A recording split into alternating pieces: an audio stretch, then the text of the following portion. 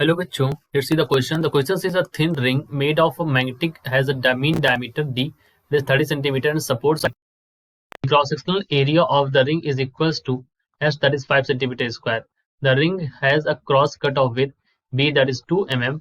When the windings carries a certain current, the permeability of the magnetic equals mu that is 1400. Neglecting the dissipation of magnetic flux at the gap edges, find the ratio of magnetic energies in the gap and in the magnetic. ठीक है, चलिए हम इसको solve करते हैं इस question को solve करने के लिए हमारे पास जो की कॉन्सेप्ट है, दैट की कॉन्सेप्ट इज, यहां पर हमें पता है close integral of h dot dl is equal to ni number of turns into current. ठीक है, तो क्या है, एक थिन रिंग है जो कि मैग्नेटिक की बनी हुई है, इसका डायमीटर दे रखा है, वाइंडिंग इसमें इतनी सपोर्ट करती है 800 मतलब 12 टन लगा सकते हो उसमें, तो क्रॉस सेक्शनल एरिया रिंग का इतना हो जाता है और रिंग का जो कट विड्थ है वो इतना है. ठीक, बी की वैल्यू दे रखी है यहाँ पर. ठीक है, और उसके बाद परमेबिलिटी और म्यू की वैल्यू दे रखी है. मतलब कंडीशन कुछ इस तरह से है बच्चों कि मान लीजिए ऐसे है, इस तरह से कुछ शेप है इसका. ठीक है, यहाँ पर, और उसके बाद फिर ऐसे, फिर ऐसे. ठीक, ये बात है. तो इसका यहाँ पर H1 है इंटेंसिटी ऑफ मैग्नेटिज्म, यहाँ पर H2 है. ठीक, यहाँ से यहाँ तक की जो वैल्यू है, ये यहाँ से यहाँ तक की वैल्यू, सो बी की वैल्यू है that is equal to 2 mm.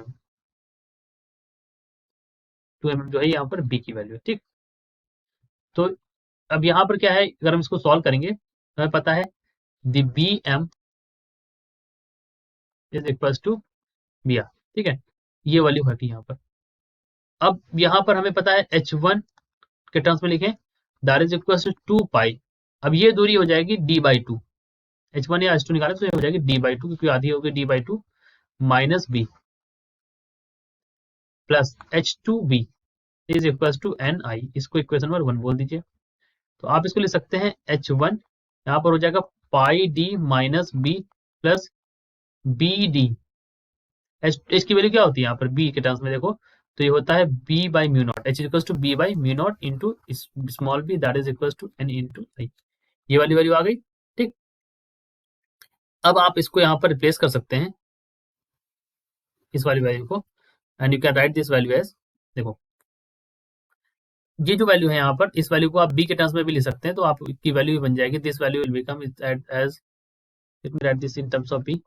H1 is equal to B by mu into mu naught, यहाँ पर हो जाएगा pi D minus B plus B B by mu naught is equal to N into I. ठीक, यहाँ से देखिए आप पाई D जो है ये pi into D is greater than this B, तो आई हैव निगलेक्टेड दिस, तो यहाँ से बी की वैल्यू आपको निकल के आएगी बच्चों. You will get the value of B is mu mu not into N I divide by pi D plus mu B. ठीक, अब यहाँ पर जो u है that is equal to B square by 2 mu not, यानी कि energy per unit volume वाली बात जो है ये u है, ये वाली, सॉरी ये u है. ठीक है, ये u है आपका, तो ये आपका एनर्जी पर यूनिट वॉल्यूम वाली बात है, B square by 2 mu not. तो यहाँ से आपको पता है v1 क्या हो जाएगा, v1 volume 1 is equal to s area है, और b यहाँ पर इसकी कट विद है, तो s इंटू बी. ध्यान दीजिएगा s यहाँ पर एस बी लिखा है. ठीक है, वॉल्यूम. तो आपको पता है W in gap, W is equal to क्या हो जाएगा, B square by 2 mu not into S B, volume आ जाएगा, दैट इज इक्वेशन नंबर 1. और W in magnetic is equal to B square by 2 mu not into S into 2 pi d/2. ये हमारी equation number 2 हो गई. ठीक, सो आपको निकालना है WG/WM, you can write this as WG/WM is equal to, यहाँ पर लिख सकते हैं आप म्यू बी, बाकी सब कट जाएगा, इंटू पाई डी. तो आप जब यहाँ पर करेंगे म्यू इज इक्वल टू दे रखा है 1400, बी दे रखा है 2 mm, तो 2 mm मतलब 2 × 10⁻³ मीटर्स, और पाई की वैल्यू तो आपको पता ही है, और पाई की वैल्यू यहाँ पर अगर पाई के टर्म्स में रखे तो पाई रख दीजिए, और यहाँ या तो फिर 3.14, और डी की वैल्यू आपको पता है, यहाँ पर डी की वैल्यू रहती है यहाँ पर, that is given to us, the value of D is 30 × 10⁻² metres.